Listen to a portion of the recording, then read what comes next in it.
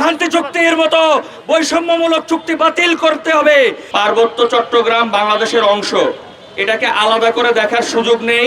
একটা গণতান্ত্রিক দেশে সেখানে রাজতন্ত্র চলতে পারে না, আর সেই রাজতন্ত্রের অধীনে বাঙালিদেরকে বঞ্চিত করা, বৈষম্যমূলক আচরণ করা আর চলবে না।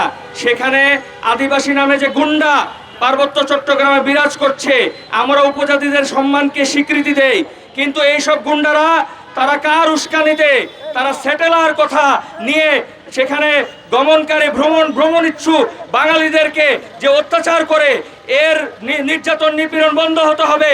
সেখানে নিরাপত্তা বৃদ্ধি করতে হবে।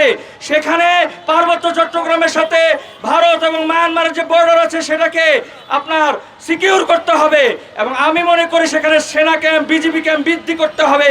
পাশাপাশি ভূমি সংস্কার আইন সেটাকে পুনর্মূল্যায়ন করতে হবে। বাংলাদেশের গতানুগতিক দেওয়ানি আইনের সমপর্যায়ে নিতে হবে। এবং আমি এটাও বলতে চাই, বিশ্ববিদ্যালয়ের কোটাগুলোতে বাঙালিদের, পার্বত্য চট্টগ্রামের বাঙালিদের অধিকার নিশ্চিত করতে হবে। পার্বত্য চট্টগ্রামের ভূমিতে বাঙালিদের ভূমি সংস্কার আইনের মাধ্যমে আবার পুনর্মূল্যায়ন করতে হবে। কোনো ধরনের বৈষম্য আর বাংলাদেশে ঠাঁই হবে না। শান্তি চুক্তির মতো বৈষম্যমূলক চুক্তি বাতিল করতে হবে। এই কথা বলে আমি আমার বক্তব্য শেষ করছি।